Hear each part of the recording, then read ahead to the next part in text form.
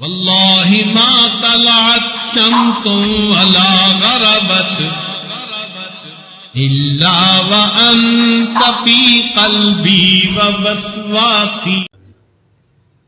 مبارکہ بھی ہے، برکت والی رات کی اللہ جل شانہ برکتوں کے دروازے کھولے.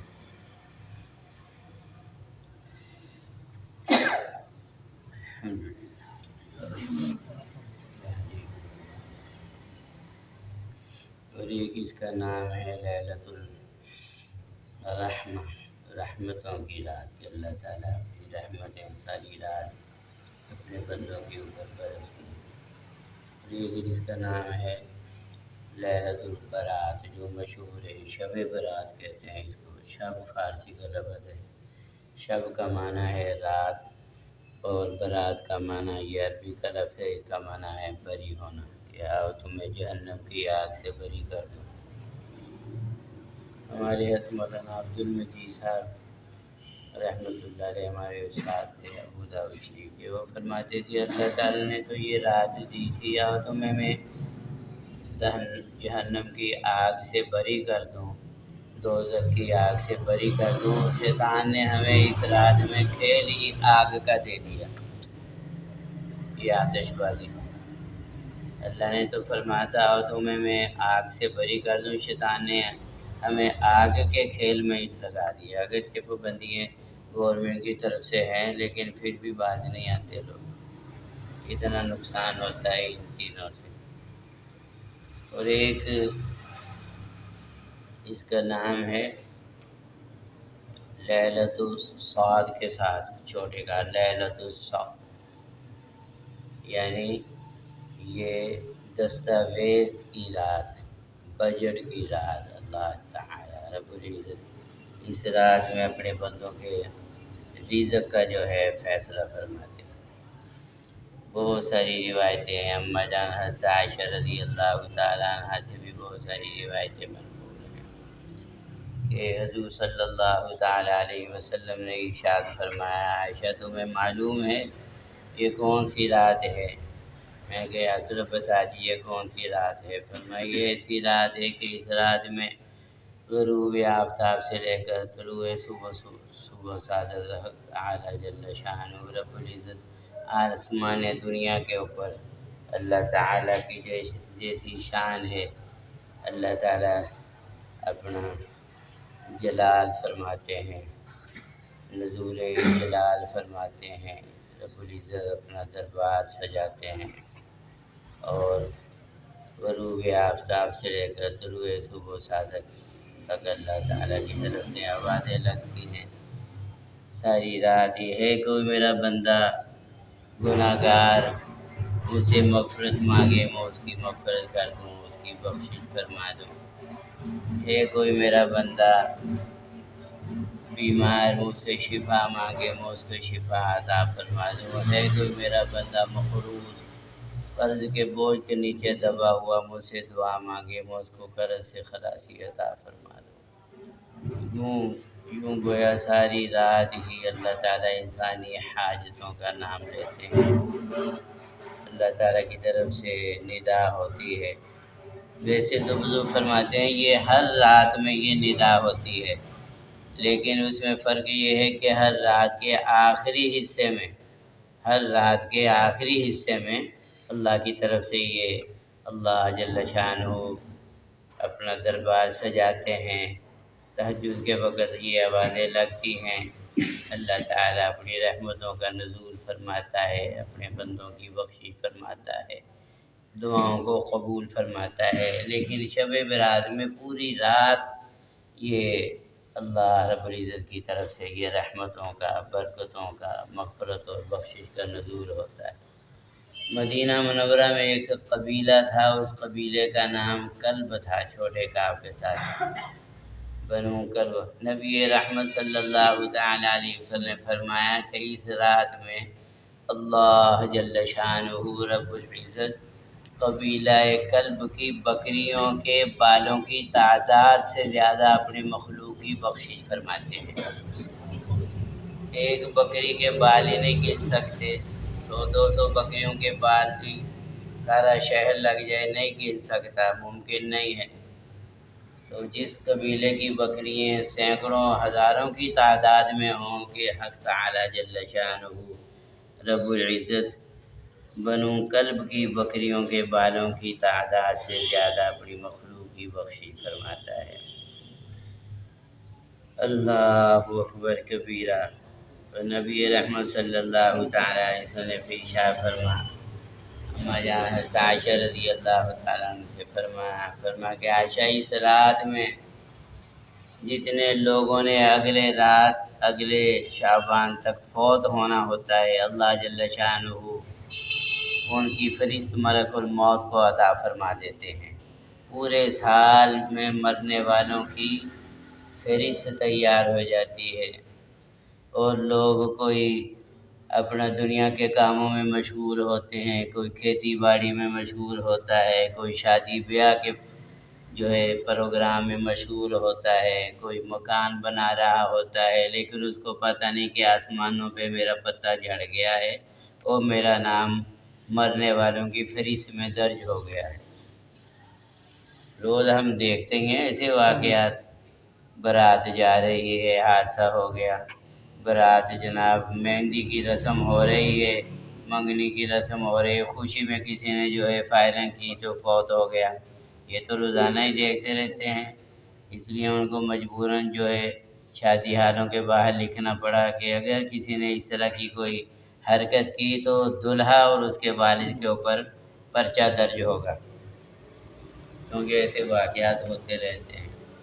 اب تیاری ہو رہی ہے، کوئی بندہ زمین خرید رہا ہے اور باغ لگا رہا ہے، اس کو پتہ نہیں کہ میرا نام مردوں کی فہرست میں لکھا ہوا ہے۔ جس دکان سے کئی مرتبہ دولہے کے کپڑے لے کے آتے ہیں، اسی دکان سے کفن بھی خریدنا پڑ جاتا ہے۔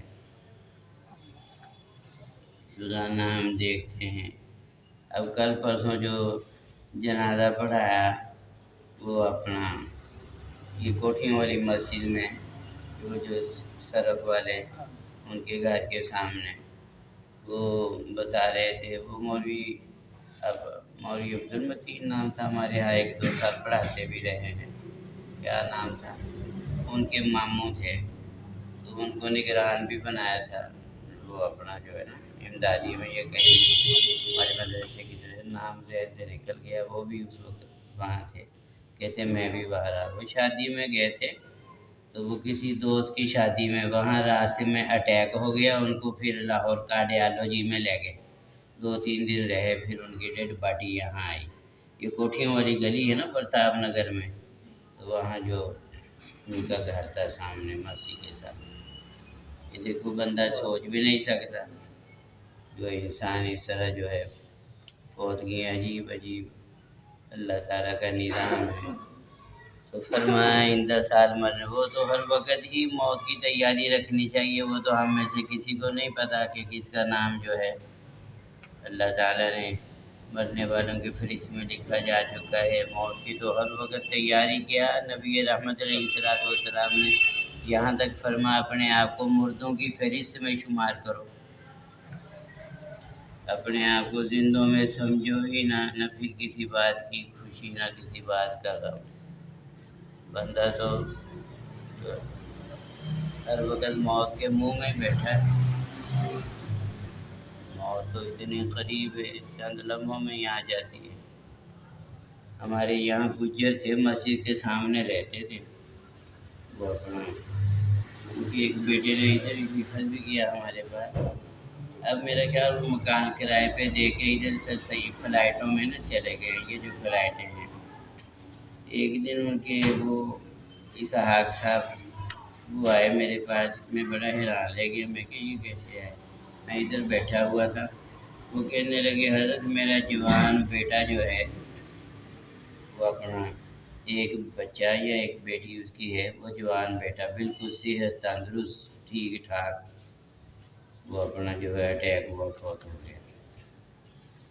اس طرح کئی جوان بھی وہ کسی ڈاکٹر نے بتایا کہ جو جتنا صحت مند ہوتا ہے اس کو ہارٹ اٹیک بھی اتنی شدت کا ہوتا ہے، جو کمزور ہوتا ہوتا ہے اس کو کمزور اٹیک ہوتا ہے، جو طاقتور ہوتا ہے اس کو ہارٹ اٹیک بھی اتنا طاقتور ہوتا ہے، اس لیے وہ سمجھ ہی نہیں سکتے۔ بستان المحدثین میں غالباً یہ ہے امام بخاری رحمۃ اللہ علیہ کے اشعار لکھے ہوئے ہیں: اغتنم فی الفراغ فضل رکوع فعسى ان يكون موتك بغتة کم صحیح رأیت من غیر سقم ذهبت نفسه الصحیحة فلتة۔ وہ فرماتے ہیں اغتنم فی الفراغ فضل رکوع، اغتنم فی الفراغ، فراغت کو، فرصت کو غنیمت سمجھو اور اس میں رکوع سجدہ کر لو۔ اللہ نے فرصت دی ہے، اس میں کچھ اللہ توبہ کر لو، کچھ عبادت کر لو۔ کم صحیح رأیت من غیر سقم، کتنے صحت مند تندرست پہلوانوں کو میں نے دیکھا بغیر بیماری کے اچانک ان کو موت نے آ کے اچک لیا، کوئی بیماری نہیں، کوئی کچھ نہیں ہوا، بس کہتے جی دل بند ہو گیا، دل بند ہو گیا۔ اس دن وہ بیچارہ ملنے کے لیے آیا تھا، عبدالحفیظ صاحب، صدیقی کمیشن صاحب، غلہ منڈی ہے۔ وہ کہتا ہے حضرت میرے ابا جی کو بس وہ تھوڑی سی کھانسی سی ہوئی، 1-2 دن شکایت تھی، شفا میں لے گئے، انہوں نے فوراً جو ہے وینٹیلیٹر پر لگا دی اور بے ہوش کر دیا۔ انہوں نے کہا چونکہ 30% ان کو سانس آ رہا ہے اور اپنا جو ہے بے ہوش اس لیے کیا ہے کیونکہ یہ کہیں ان کی جو ہے وہ کوئی چیز پھٹ نہ جائے جو، اور دوسرے دن تیسرے دن فوت بھی ہو گئے بیچارے۔ وہ کہتے ہیں میری امی کی اب عدت پوری ہوئی ہے تو میری امی قبرستان جانا چاہتی ہے، لیکن ہر وقت روتی رہتی ہے، تو اپنی امی کو میں قبرستان لے جاؤں ذرا۔ میں نے کہا بیٹا پردے کے ساتھ 1-8 مرتبہ لے جانا تو ذرا ان کو تھوڑا سکون ہو جائے گا۔ تو یہ ہے انسان بھائی، روزانہ ہم دائیں بائیں دیکھتے ہیں۔ اغتنم فی الفراغ فضل رکوع فعسى ان يكون موتك بغتة، اچانک موت تمہیں آ کے اچک لے گی۔ کم صحیح رأیت من غیر سقم، کتنے صحت مند تندرستوں کو میں نے دیکھا ہے بغیر بیماری کے، ذهبت نفسه الصحیحة فلتة، اچانک موت نے آ کے ان کو اچک لیا۔ اس لیے پیارے نبی علیہ السلام نے فرمایا 2 نعمتیں ہیں، نعمتان مغبون فیہما کثیر من الناس، الصحة والفراغ، او کما قال علیہ الصلاۃ والسلام۔ 2 نعمتیں ہیں جس میں انسان دھوکے میں پڑے ہوئے ہیں، نعمتان 2 نعمتیں ہیں، مغبون فیہما کثیر من الناس، الصحة والفراغ، صحت اور فراغت۔ صحت میں بندہ دھوکے میں پڑا ہوا ہے، کہتا ہے ہلے تو میں ٹھیک ٹھاک ہے جناب، میں ہلے جوان ہے، ہلے کوئی ایسی بات نہیں، بٹ تیرا ٹائم پہ آ۔ اور فراغت فرصت کو لوگ ضائع کرتے ہیں، کہتے جی باجی ایسی کیا ذرا وقت پاس ہو جائے۔ اور یہ 2 نعمتیں اللہ نے دی ہیں، لوگ اسے فائدہ نہیں اٹھاتے۔ اس لیے بھائیو اس رات میں مرنے والوں کی فہرست بھی تیار ہوتی ہے، تیرے سانسوں کی گنتی، یہ میرا خیال ملفوظات حضرت رائے پوری میں بھی ہے نا۔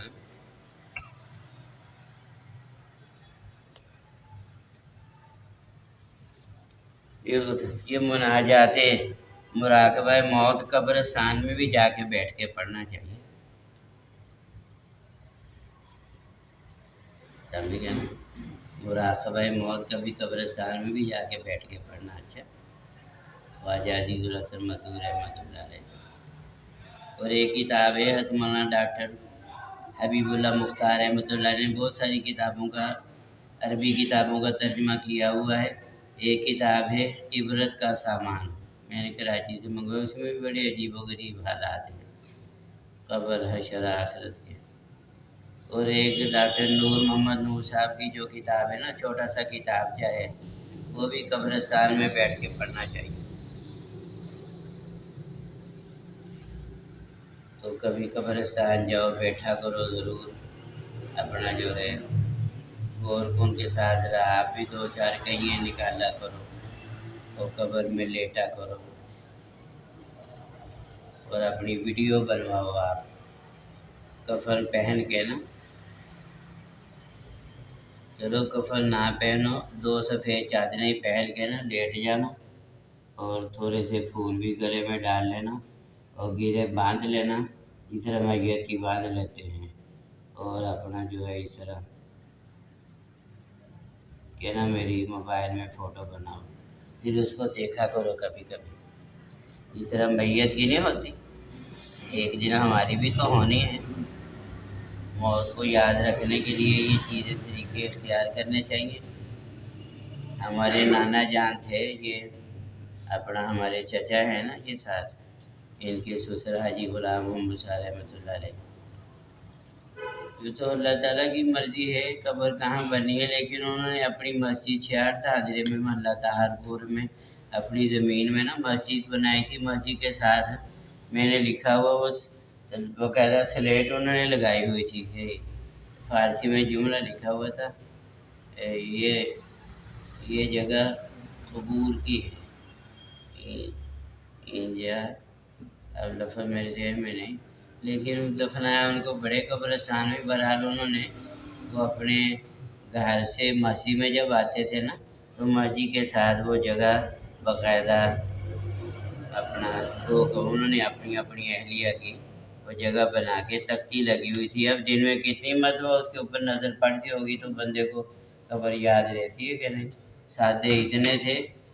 اپنا جلیل الرحمان صاحب بتاتے ایک مرتبہ ٹیلی فون آیا، PTCL ٹیلی فون تھا، اور وہ چاچا جی وضو کر رہے تھے. انہوں نے کہا حاجی صاحب ذرا فون سننا، تو حاجی صاحب نے پورا سیٹ ہی چک لیا.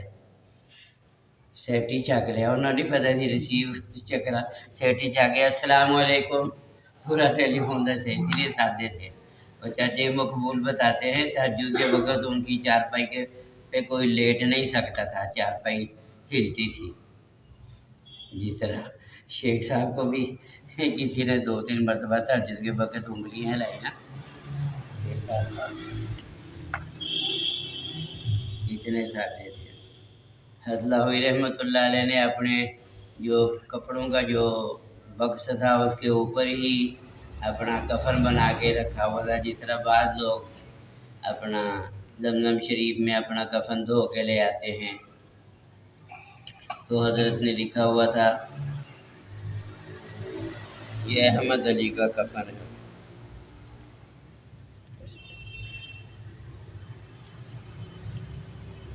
مولانا دس دیا کہ اپنا مولانا صادق میر صاحب دس دیا کہ انہوں نے اپنا ایئر یونیورسٹی انہوں کا گھر وا. مولانا صادق میر صاحب نا ہمارے دوست ہیں بزرگ، ایئر یونیورسٹی اتنے مسجد وہ بہت مشہور کالونی ہے ایئرپورٹ کے قریب. ماشاء اللہ بہت اچھی صاف ستھری کالونی ہے کافی.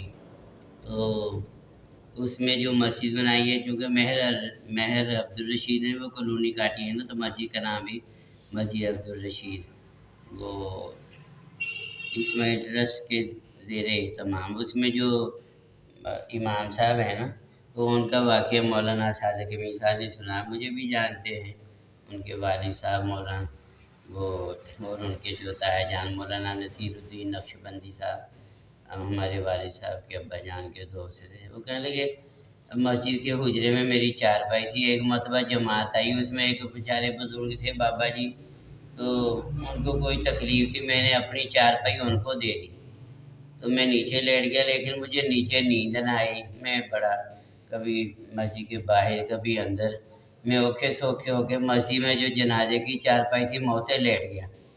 لیکن کہتے جلے میں لیٹیا تھی میں تو اتنا خوف طاری ہو گیا کہ میرے جنازے کی چارپائی پہ نیند کہاں ہے. بندے کو واقعی آخر ایک دن لیٹنا ہے یا نہیں لیٹنا. اللہ اکبر.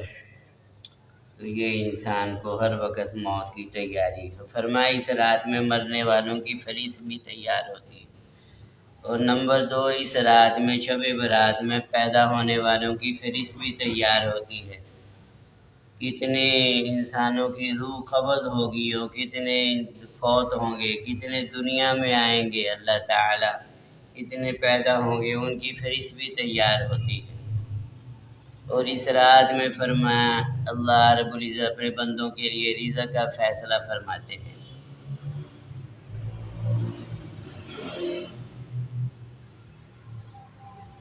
تو رزق اللہ نے اپنے ہاتھ میں رکھا ہے، بندے کی اس میں کوئی جو ہے اس کی قابلیت، اس کے کوئی ڈگری اور اس کی کوئی تعلیم کا تعلق نہیں ہے، یہ اللہ تعالیٰ کی تقسیم ہے۔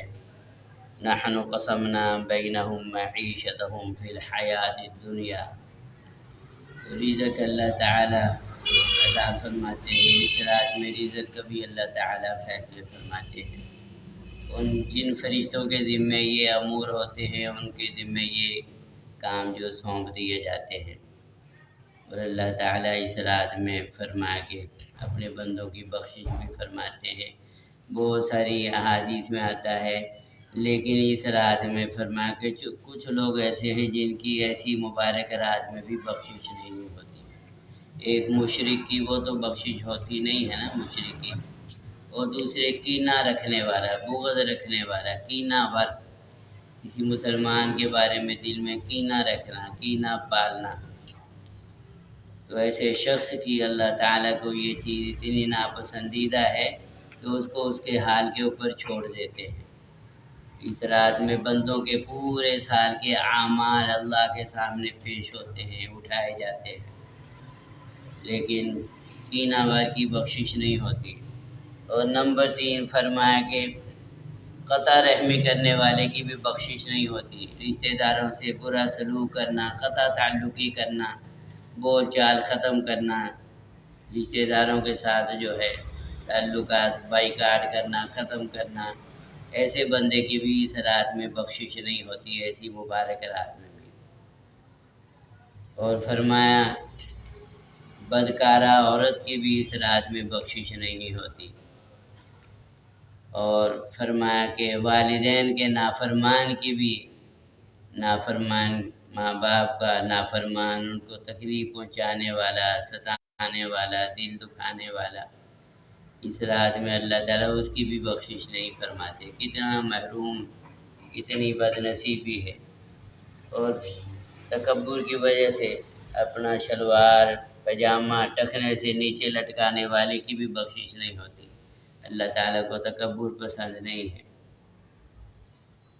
شراب کے عادی کی بھی بخشش نہیں ہوتی اس رات میں۔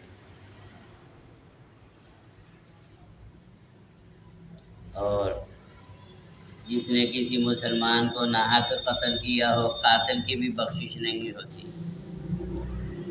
وَمَن يَقْتُلْ مُؤْمِنًا مُتَعَمِّدًا فَجَزَاؤُهُ جَهَنَّمُ، جس نے ناحق قتل کیا اس کا بدلہ جہنم ہے، خالداً فیہا، ہمیشہ رہے گا، وغضب اللہ علیہ ولعنہ وأعد له عذابا عظیما، اس کے لیے اللہ کی لعنت ہے، پھٹکار ہے، دردناک عذاب ہے اس کے لیے جس نے ناحق کسی مسلمان کو خون بہایا۔ اللہ تعالیٰ معاف فرمائے۔ اخبار کے بھی دیکھتے ہیں تو دیکھا بھی نہیں جاتا، پڑھا بھی نہیں جاتا، معمولی باتوں کی وجہ سے قتل کر دیتے ہیں، معمولی بات کی وجہ سے کئی اس طرح کے واقعات لکھے ہوتے ہیں۔ بیوی کو قتل کر دیا، تیزاب ڈال دیا، اور اپنا جو ہے ماں باپ کو قتل کر دیا۔